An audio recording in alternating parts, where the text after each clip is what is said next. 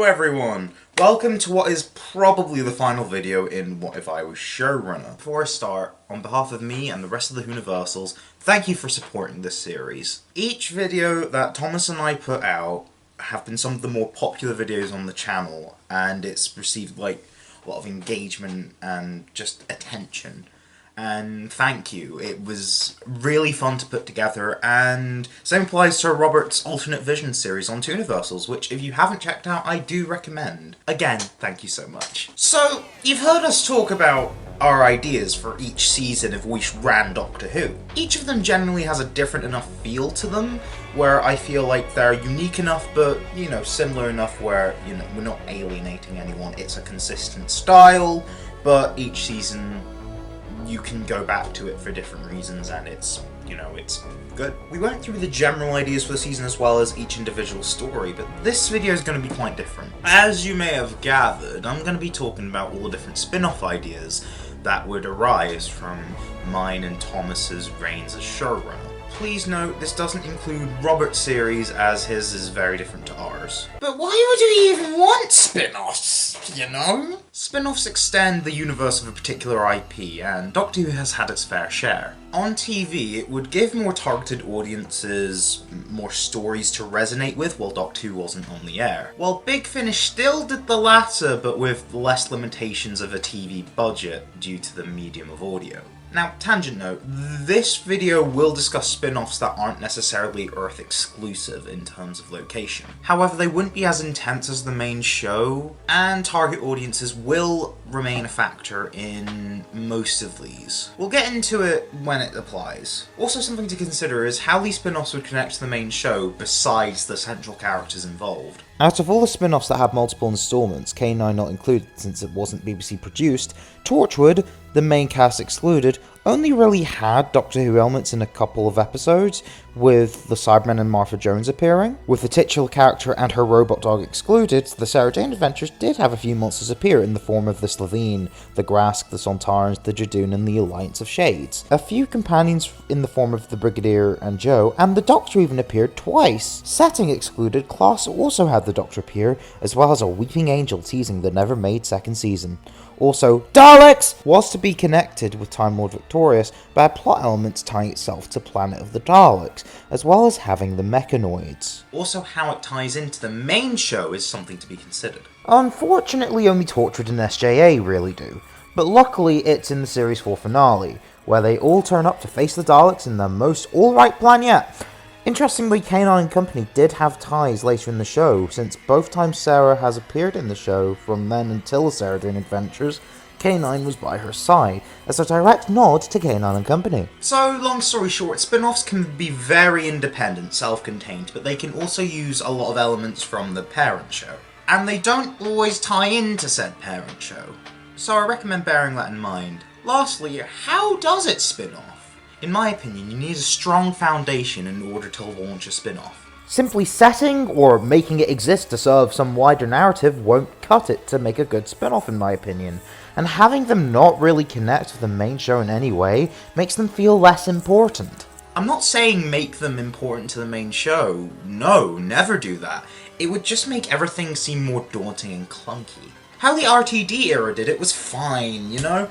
And plus, Thomas and I already have very detailed plans of what we'd want to do with Doctor Who, so any plans about spin-offs would probably not contradict them. Right, so I finished rambling about the boring stuff we needed to consider before getting into this. Now time for the stuff you're actually interested in. We have 6 ideas in total, so let's start with the one you probably already guessed was going to be here. Yeah, no surprise here. I did a lot of setup for UNIT during my run, like introducing them in Season B, having them return in Season D in the anniversary special. Yeah, their introduction was to act as a backdoor pilot to their own spin-off. I have wanted a UNIT spin-off for a while now. I know Big Finish have dabbled with the IP, but I want it. The idea for a UNIT spin-off is one that I had because I was watching a video by VoteSaxon07. This video was about how spin-offs in Doctor Who didn't really work, and he proposed an idea that would, you know, fix a lot of the issues he has with them. So setting them on Earth is probably a cost-saving measure, and, you know, it's just easier to do, so why not make something set on Earth using pre-established stuff within the Doctor Who continuity that hasn't been explored deeply since the 70s. Yes, UNIT have made appearances since, but nowhere near as much as they did in the early 70s. His idea wasn't UNIT, naturally, but something similar to Steven's idea will appear later in the video. But anyways, I thought that UNIT would be very likely to get made if pitched, since it's an extremely grounded on Earth kind of show, hence why I'm bringing it up here. It also gives a good excuse for the TARDIS to land on contemporary Earth, by having crossover episodes, which I definitely had. But what would the show be like? Well, this would be more like a traditional BBC drama, in the lines of something like Line of Duty, or maybe even His Dark Materials? Yeah, they're very different shows. But then again, UNIT would be more grounded due to the military aspect, but more fantastical due to a sci-fi angle. It would be a very weird balance, but I'm sure you can imagine it. And those particular shows, I feel, are apt comparisons. However, although I feel like the show would have more mature themes and be tackled in a more grounded sense, I feel like the age rating should be 12, not anything higher. Because I don't want to alienate the younger parts of the audience, even if it is more targeted towards older people. Before I decided to make this video, I was actually going to make a video about this spin-off on its own, and have a bit more detail as to what was going to happen, and I'm just gonna relay some of the ideas that Robert and I actually came up with, because he helped me with that. There would be quite a few main characters. The UNIT team would be spearheaded by Brigadier Meredith Collins, played by Ruth Wilson, of course.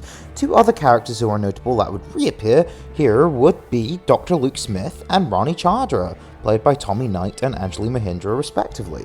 I'd want to see them return because, quite frankly, I want to see these characters again. But in a setting that's very different to how we've seen them before. But knowing where they canonically end up, this is a perfect way to explore that. I saw the opportunity and seized it.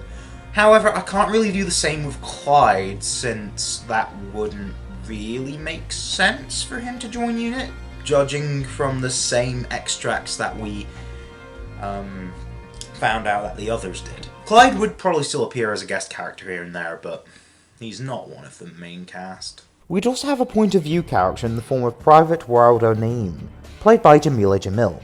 We'd also have three proper soldier characters, Captain Gordon Murray, Lieutenant Julieta Suarez, and Sergeant Xavier Richardson, played by Kevin McKidd, Cote de Pablo, and Nkuti Gatwa, respectively. The plots would generally be Monster of the Week, with mostly original monsters. Okay, yes, I would have the pilot have Autons. However, each season would have this overarching conspiracy that would wrap up in the finale. There may also be some returning villains from Doctor Who making an appearance. And I mentioned guest characters before, but there would be other guest characters such as the UNIT boys from the 70s, Joe even.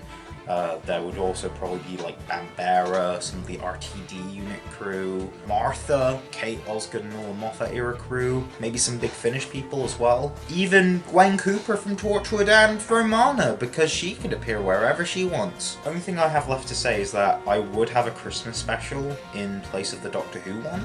That wouldn't have happened because the Doctor kind of regenerated in the anniversary special, but it would be like a two-part festive special. Length of 2 regular episodes, but it would be a 2-part one-off thing, like sort of like how the End of Time was Christmas and New Year, except I know I want one of them to be Christmas, but I don't know which one. It could be like End of Time, like I said, or it could be one Christmas Eve, one Christmas Day, you know, something. But yeah, this is the most detailed idea for a spin-off, so things might just stop having much detail to them from here on out. Doesn't mean it's the only spin-off idea I have, though. But Matt, Gallifrey already has an audio spin-off. But Matt, Gallifrey doesn't exist in your continuity. But Matt, Gallifrey's already been done to death! Well, don't worry, this is completely different. You see, there's a reason I called it The Legend of Gallifrey. It is set in Gallifrey's past, at some point after the First Great Time War. In fact, it's around the time where Operation Minios is set. But we have a completely new cast. Lydia West is the lead, playing Allura, who is part of the Cerulean chapter. she would be a major player in the Time Lord Society, having her fingers in many pies. I'm not quite sure what position she would actually officially be in, but she wouldn't be Lord President. Maybe she's the first coordinator of the CIA. If Allura is not the coordinator, then Gorvand, played by David Carlisle, would be. He is definitely a spy, but one of the less morally corrupt Time Lords. He'd be a wee bit timid, but faces problems head on. There's also the president of Gallifrey, Pandal, played by Colin McFarlane. Naturally, he'd be corrupt and wants to showcase the power of the Time Lords. And we also have Frentap, played by Rahul Kohli, who is a high-ranking Patrexi, possibly a Castellan, possibly a Cardinal, who knows, and Alias, played by Jesse Buckley, a high-ranking Pridonian who may or may not be the Doctor. The pilot would actually detail in the aftermath of the non-intervention policy that we saw in Operation Minios. Which, for the record, I am now saying Allura was in that episode, and she will also be part of that montage at the beginning of The Evil Within. Just putting that out there. But there would be other matters. Kinda like the early Gallifrey audios, except in a much different context. Ancient Gallifrey would be a much different ballpark than what we have already seen. In a way, it's like Hisui in Pokemon Legends Arceus compared to modern day Sinnoh. I forgot to mention with the characters that I did make a Gillian Anderson Rassilon. I'm just gonna say she appears at some point, because that would be cool. She would be a good casting for Rassilon, and you know it. Also, Cat People of Gallifrey will exist. They were an idea that was going to happen in the 70s, but I'm reviving it and overhauling it. They're basically Time Lords, but with 9 total incarnations as opposed to 13, and exclusively feline. Sure, some may be anthropomorphic, but some may just be your regular old domesticated house cat, or like a feline version of the Lupari. Some may be like the ones from New Earth, and some may be like the Kashyyyk from Skyrim. Who knows, there's a whole spectrum. They're not major players, but screw it, we can't just have the Sisterhood of Karn show up all the time. But yeah, that's all really. Well, what about something else introduced in Season C? So, let's go back to Season C. So remember in The Secrets of Omega where it took a year for Norvac to go back to the Doctor, relative to his own timeline? Well, how about a mini-series about that year? Yes, this is basically Season 19, but more completely serialized. I would hope it would continue Norvac's character arc in an actual way, while also not actually being a necessary series to watch to enjoy it. But it would deal with deeper elements of his character. Heck, he could meet the Master in the series. Maybe some other monsters we know from Doctor Who. Who knows? Maybe original ones too? Yeah, there's not much else to say. But, in Series 2... Wait, Thomas, what are you doing here? Well, Matt, I did do the series after you finished up, and of course I have my own ideas, just as the one I came up with, and then you told me we might as well put into this Novak show. Okay, yes I did, but way to spoil the surprise! Matt, the moment the surprise was ruined when you said I was involved. We might as well drop the facade now. Anyways, what's your idea for Norvac? Well, my idea for the second season would be the main question that many of his fans had after his final regular episode in the series, The Celtic Conundrum in Season A. Which was what he did after he left the Doctor in that story, and here's where we answer it. Basically, the second season sees the first year of Novak living in the cave in an undisclosed area of northern and eastern Scotland. Instead of season 19 of the first season, this is more of a mini-series character piece of the first year, and how he has to live with his new location, how everything is new, and so the tone and the feel of the show are more like Angel the TV show than season 19. Unlike the first season, we'd probably not meet the Master in this series because they were dead at this point, so Novak would have to speak to himself internally, but he'd also talk to others externally. And that's just the second season, mind you. The show will continue for a third and final season where basically it's the same location but 15 years later, where we head up into 858 AD, which is where the last king of the Picts died and the first king of the Scots was introduced. Here we return to Scotland with Novak only aged 3 months in his lifetime, but the tribe we know has slightly moved on. Both parties are able to continue to coexist with people accepting Novak a little bit more than previously in the second season, but with the introduction of the King of the Scots, Novak has to deal with the fact that even though he's moved on since the days of the Master and the Doctor, time will move on essentially and his period of revelation will come to an end. This third season will see Novak finally go through a journey of realisation that he himself thought up in the first year, which is allowing the universe to lose the Doctor, which he ends up finally answering that question in his reappearance in the finale of Season G, which is where the last episode ends on, creating a bridge like how Torchwood's first season finale and Utopia did. Well, that was a lot more than I expected, but speaking of spin-offs that would tie into your era, let's discuss some more, shall we? time for a more adult spin-off. And yes, Stephen of Vote Saxon 07 did suggest a Time Agent spin-off, but this would be more in the context of our own era, so I think we can get away with that. Sorry, Stephen. This would basically be Space Tortured, but with the characters introduced in Season D, particularly Jade Morello. The plot of the show, at least initially, would be the revival of the Time Agency. Because in Torchwood, you know, it's sort of established that it kind of got disbanded, so, yeah. And Jade sort of wants his piece of the pie, as it were. God, I want my dinner. Oh god, I need to check on that pie in the oven. But thanks to a scheme gone wrong, he's now working for the people that destroyed the Time Agency in the first place. So he starts a team of people whom he trusts to form the true, real, definitive Time Agency. They may or may not try to stop Magnus Greel along the way. There would be some stories that act as buddy cop episodes throughout time and stuff, kind of like the earlier episodes of Loki, but also more focused arcs to Jade Morello and other characters, but mainly Jade Morello. The show is somewhat serialized with an overarching plot, but again, I mentioned there would be some individual episodes, with certain locations providing context to either focus or deviate from the overarching plot if need be.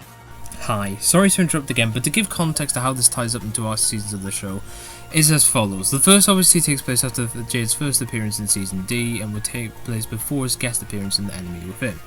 The second would be after his guest role in Season E, and his last would be for his guest appearances in Season F after he travelled with the Doctor again.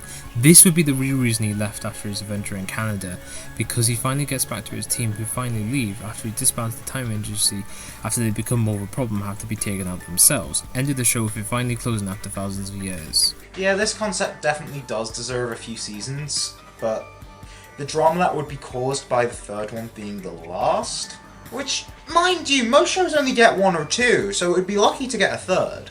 It's so tantalizing, it has to be done. Yeah. But there would be a void created, so what could fill it? I'll let Thomas take the reins on this one, since it's, his idea. Just take it away. Thank you, Matt. So remember how my era of the show sort of left the companions of my era on a bit of a standstill? Well, it's time to answer that as we continue in The Survivors, not based in the episode of the Daleks, but this is where we have a basic mini-series continuation of the story left after the final episode. How does a band of companions find themselves after the Doctor has left them by themselves? Well, in this series we'd have episode by episode of separate stories, going from Novak to Erin to Phelan to Jane to Josephine, where we'd have them work as a team, but we'd also have their lives after the Doctor. After these 5 episodes, we continue to work towards getting rid of the last Dalek elements in the world. With this, the team look towards the brighter future that they've created. This would be the only one season because I don't think the story could go on much longer without it trying to become repetitive, and without replacing the Daleks with just another monster or villain. And plus, this is only to be the epilogue instead of the long series left over by the lack of a parent show. Spin-off shouldn't outstay their welcome, so this also makes sense. But now we come to the final spin-off. I saved this one for last because I'm editing this video and I think I deserve the last laugh.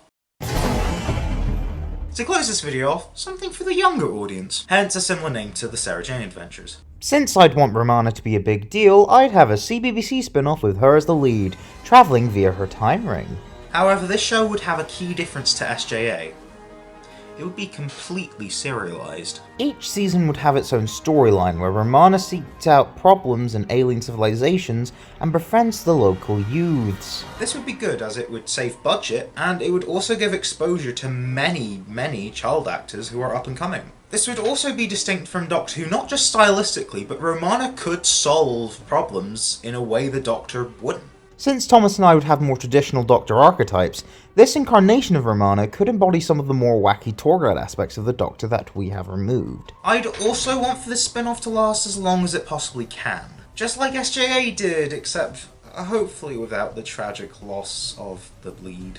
The point is, hopefully it doesn't end prematurely. Also, since Romana can regenerate, I decree that if the actor who we're currently saying is Kiran Sonia Sawar would decide to step down at any point in her career as Romana, either during the main show or during the spin-off, they can. But in order to keep with our visions, she'd regenerate in the spin-off into the new actor, and that would just have to be explained in the show. It reminds me when Jack returned for Series 3, he was already leading a new show at that point, that being Torchwood, and the way they handled it in Torchwood was actually really well.